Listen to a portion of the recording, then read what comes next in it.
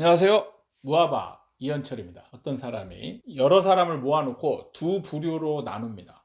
A그룹과 B그룹으로 나눕니다. 그리고 A그룹한테는 자기가 갖고 있던 머그컵을 줘요. 머그컵을 주면서 니들은 이 받은 머그컵을 얼마에 팔 것이냐 라고 물어봅니다. 그리고 B그룹 사람들한테는 머그컵을 니네들은 얼마에 살 것이냐 라고 물어봐요. 그러면 가격이 같을까요? 아니면 어디가 높을까요? 여러분들 한번 생각을 해보세요. 머그컵을 주고 머그컵을 얼마에 팔래? 물어보는 것과 머그컵을 주지 않고 머그컵을 얼마에 살래? 라고 물어봤을 때 가격이 어떻게 평균치가 나왔냐면 머그컵을 준 A그룹에는 팔려고 하는 가격이 7달러 답니다. 평균 가격이 7달러. 그리고 사려고 하는 이 B그룹 사람들의 평균 가격은 3달러였어요. 꽤 많은 차이가 납니다. 이거는 무슨 상황이냐? 이게 보유 효과라는 겁니다. 물건을 가지고 있음으로 인해서 이 가치를 더 크게 느끼는 것을 보유 효과라고 하죠. 여러분들도 아마 이런 것들을 많이 경험을 하셨을 겁니다. 저도 옛날에 주식 투자를 하는데 주식을 어떤 종목을 사가지고 이제 손해를 보고 있었어요. 손해를 보고 팔까 말까를 고민을 막 하다가 결국에는 보유를 선택하게 됩니다. 왜? 제가 스스로 생각할 때 얘를 팔고 다른 물건을 샀을 때 올라갈 것이냐 내려갈 것이냐에 그 물음을 했을 때는 올라갈 확률이 내 물건이 더 높아 보이는 거죠. 내가 가진 종목이 훨씬 더 많이 올라갈 것 같은 기대가 있다라는 것을 깨닫고 이 물건을 더 보유를 선택하게 되는 거예요. 이게 부동산에서도 굉장히 많이 나타나요. 제가 어떤 메일을 받았는데 어떤 분이 이런 질문을 해요. 자기가 가지고 있는 아파트가 있는데 자기가 가진 물건은 지금 트리플 역세권에 초등학교도 옆에 있고 그 다음에 어디 뭐 유명한 건물이 있는데 거기를 가기도 좋고 마트도 가까이 있고 굉장히 정말 좋은데 왜 가격이 안 올라가죠? 이런 질문을 하는 거예요. 본인이 보기에는 너무 좋은 여건인 거죠. 교통도 좋고 마트도 좋고 초등학교도 옆에 있고 막 너무 좋아요. 그런데 이상하게 올라가야 되는데 왜 안 올라가냐 이거죠. 이게 일종의 보유 효과입니다. 근데 서울에 사실 역세권 아닌 아파트가 없고 주변에 마트 없는 데 없고 초등학교도 근처에 다 있어요. 다 똑같은 조건입니다. 단지 그 물건의 성격이 어떠냐, 이게 인기 있는 아파트냐 아니냐 이런 거에 따라서 차등이 있을 수 있는 겁니다. 그리고 사람들이 많이 몰리는 선호되는 강남구나 이런 데이냐 아니면 사람들이 많이 찾지 않는 뭐 금천이나 구로 뭐 아니면은 강서 이런 데냐 이거에 따라서 또 달라질 수 있는 거예요. 근데 자기가 볼 때는 이게 너무 좋은 거예요. 그런데 사람들이 자기 걸 막 사야 될 것 같은데 안 산다는 거예요. 근데 찾아보면 이런 비슷한 물건은 수없이 널렸어요. 굳이 내 물건을 사야 될 이유가 없는데 자기 건 안 오른다고 지금 한탄을 하시는 분이 있었어요. 이게 일종의 보유 효과입니다. 제가 저번 영상에서 양도세 규제가 나오면 사람들이 파는 거를 더 멈추고 거둬들인다 이렇게 얘기를 했었죠. 이게 이제 손실 회피 편향 때문에 그러는데 손실 회피 편향의 근본 원인은 뭐에 있냐? 보유 효과에 있는 겁니다. 자기 물건을 가지고 있기 때문에 이게 더 좋아 보이니까 굳이 손해보면서 팔지 않겠다라는 심리가 작용을 하는 거죠. 그래서 양도세 규제가 나오거나 이러면 더 보유하려고 하는 성향이 나타나게 되는 겁니다. 그리고 부동산 뉴스나 이런 걸 보면 댓글이 진짜 완전 갈리거든요. 집 가진 사람과 집 안 가진 사람. 가치를 비교할 때 집 안 가진 사람들은 무슨 저런 물건이 10억씩이나 해. 저거는 반 가격도 안 돼. 라고 얘기를 대부분 하죠. 그런데 집 가진 사람들은 이게 무슨 10억밖에 안 해? 더 가야지. 이렇게 얘기를 하는 겁니다. 이거는 이제 바라보는 시각에 따라서 좀 다를 수도 있지만 보유하냐 아니냐 이거에 따라서 가격 차이가 이 가치 차이가 많이 나는 거예요.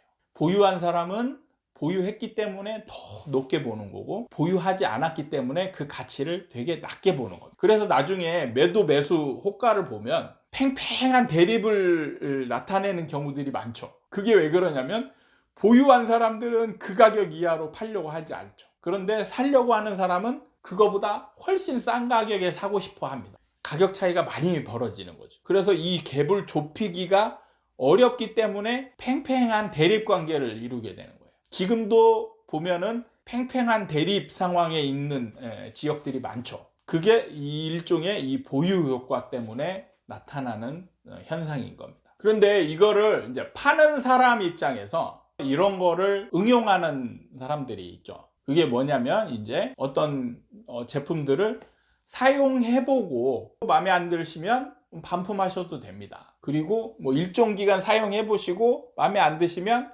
그것을 끊으시면 됩니다. 이런 것을 많이 마케팅으로 활용하죠. 이것은 뭐냐면 보유를 함으로 인해서 그걸 써봄으로 인해서 그 제품의 가치나 이런 것들을 더 높게 보는 경향이 나타나기 때문에 이것을 지속적으로 구매할 확률이 높아지는 거죠.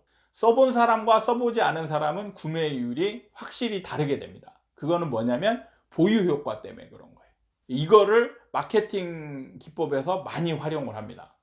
부동산에서도 정말 많이 활용했을 때가 있었어요. 그게 언제였냐? 2012년, 13년도 때 서울 수도권에 미분양 아파트들이 엄청 많이 있었어요.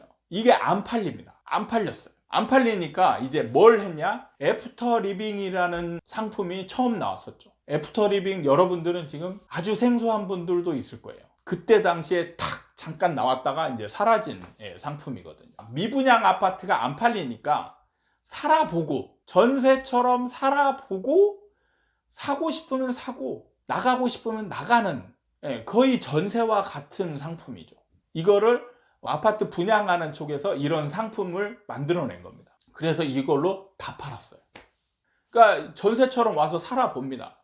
근데 처음에는 이게 일종의 약간은 사기성이 있는 상품이었죠. 왜냐하면 뒤에 이제 깨알 같은 약관으로 나갈 때 위약금이 있습니다. 위약금. 보통 이제 이때 위약금이 한 2천만 원, 3천만 원 됐어요. 그래서 뭐 3억짜리, 4억짜리 아파트를 이제 전세금은 2억 정도 주고 전세처럼 사는 거예요. 그러다가 2년 내지 3년 정도 살아보고 이제 나가려고 할 때 분양받는 사람은 혜택을 줘요. 근데 나가는 사람한테는 위약금을 받습니다. 2천만 원, 3천만 원, 막 이렇게. 그래서 이게 이제 사기 논란이 많이 벌어졌었죠. 그러다가 이제 이걸 개선해서 진짜 이제 위약금 없이 전세처럼 살아보는 상품들도 나오게 된 겁니다. 그런데 전세처럼 살아보니까 집이 괜찮네. 새 집이고 그때 계약할 때 좀 더 이제 혜택을 조금씩 부여합니다. 그러면은 눌러 앉으면서 이걸 구입하는 사람들이 늘어나는 거죠. 그래서 다 팔았어요. 진짜 많이 팔았습니다. 실제로 빈집으로 놔둔 데보다 애프터 리빙으로 들어가서 살게 하면서 판 데들이 훨씬 더 실적이 좋았어요. 그런데 이거를 잘못 쓴 데가 있었습니다. 그게 이제 미분양이 적을 때는 괜찮은데 세대수의 거의 반 이상이 미분양이 났을 때 얘를 애프터 리빙 쓰면 얘는 이제 오히려 파는 데에 악영향을 끼치게 되는 거죠. 왜냐? 얘가 만기가 있잖아요. 2년이나 3년 후에 만기가 돼서 돌아오면 이때 나가겠다라고 하는 사람 돈을 돌려줘야 되잖아요. 그리고 이 물건이 들어온 다음에는 이제 못 파는 거예요. 그러니까 애프터 리빙으로 다 맞추죠. 빈집들을 이제 다 애프터 리빙으로 맞춥니다. 그러면 이제 한꺼번에 막 나가겠죠. 싸게 하니까. 주변 전세보다 엄청 싸거든요. 그러니까 새 집에서 싼 가격으로 들어와서 살 수 있으니까 많이 들어와요. 들어와서 살아보고 근데 살아보고 좋은데 너무 비싸니까 나 나가려고 했더니 이제 돈을 돌려줘야 되잖아요. 그런데 이 건설사는 이미 이 돈들을 이제 다른 금융비용을 다 거의 써버린 거예요. 돌려줄 돈이 없으니까 어떻게 하냐? 다시 전세를 또 돌리는 거예요. 이거를 팔아야 되는데 한꺼번에 너무 많은 거를 맞추니까 이제 만기가 돌아올 때 팔아야 이 보증금을 내주지 않습니까? 근데 그 기간 안에 다 팔지를 못하는 거예요. 그래서 다 팔지를 못하고 또 돌리고 악순환이 계속되는 거죠. 이런 상황에 맞이한 게 있습니다. 아파트가. 그래서 지금 두산건설이 굉장히 위험하잖아요. 그게 이제 그 아파트일 겁니다. 아직도 미분양이 좀 많이 남아있는 아파트가 있어요. 서울 수도권에. 그래서 두산건설이 위험한 겁니다. 이게 상황을 잘 알고 응용을 해야 되는데 그 뒤에 벌어질 일을 예상하지 못하고 이제 다 애프터 리빙으로 돌려버린 다음에 그걸 한꺼번에 팔려고 하니까 그걸 한꺼번에 소화할 수가 없잖아요. 짧은 기간 안에. 그래서 이제 이거를 계속 못 파는, 그래서 지금 10년 넘게 다 못 팔고 있는 겁니다. 계속 돌려막기 하고 있는 거예요. 지금. 그렇게 좋은 집을 못 팔고 있습니다. 부동산에서도 이런 마케팅 기법들을 잘 사용을 하는데, 사실 이제 부동산에서 이런 상품이 나오려면 하락 기간이 좀 길어야 되거든요. 그런데 지금 지방 같은 경우는 하락 기간이 지금 3년에서 4년으로 짧은 다음에 다시 바로 올라가 버리니까 악성 미분양이 생기질 않죠. 그러니까 이제 지방 같은 경우는 이런 상품이 지금 없는 겁니다. 이게 일종의 보유 효과 때문에 팔리는 거예요. 그 가치를 더 높게 여기는 그 성향 때문에 이렇게 팔리는 거고요. 그러니까 이게 이제 또 시장에 미치는 영향을 살펴보면, 올라가는 상황에서 집 가진 사람들은 이 보유 효과가 극대화되는 겁니다. 더 올라갈 것 같고 더 좋아지기 때문에 매물을 빨리 걷어들이게 됩니다. 그러니까 팔아야 될 물건들이 시장에 많이 나와야 되는데 이 물건들이 싹 들어가 버리는 거죠. 공급이 급격하게 줄어드는 겁니다. 그러니까 폭등이 일어나는 거예요. 제가 저번에도 양도세 규제가 일어났을 때 매물이 사라지는 효과를 사람들은 이 손실 회피 편향 때문에 사라진다라고 이게 이제 주 원인이라고 생각했는데, 주 원인은 저번에도 설명했다시피 집이 올라갈 것이다라는 기대, 보유 효과가 더 큰 거. 보유 효과가 근본 원인이고 손실 회피 편향은 추가 요인으로 작용하는 거죠. 그래서 매물이 급속도로 사라지게 되는 거예요. 하락할 때도 사실 마찬가지입니다. 하락하면은 매물이 많이 나올 것 같은데 사실 많이 나오지 않아요. 그렇게 많이 나오지 않습니다. 이게 뭐냐면 버티는 거죠. 일단 내 물건이 더 좋으니까 급매 팔 사람들은 급매로 어쩔 수 없이 파니까 하나둘씩 나오기만 하면 이제 떨어지는 거죠. 그런데 집을 보유한 사람들이 집을 막 팔려고 내놓지는 않는다는 거예요. 그러니까 내가 집을 팔고 다른 걸로 선택을 해봤자 별로 좋을 게 없어. 그러니까 내 물건을 차라리 가지고 있는 게 낫지, 이렇게 보는 거죠. 보유 효과 때문에 상승장에서는 상승 효과가 더 크게 일어나고, 하락장에서는 하락 기간을 단축시키는 역할을 하는 거예요. 그러면 정책자 입장에서 생각을 한다면, 시장이 하락하게 되려면 뭐가 필요하냐? 무조건 팔아야 될 물건들이 필요하죠. 어떻게든 팔아야 되는 물건, 그게 분양 물건입니다. 분양 물건은 무조건 팔아야 되잖아요. 근데 이거를 싼 가격에 분양하면 안 되는 거죠. 싼 가격에 분양하면 다 사버리니까. 그러니까 이거를 비싸게 팔아야 되는 거예요. 상승장에서 시장을 안정화시키려면 이거를 비싸게 많이 공급해야 되는 겁니다.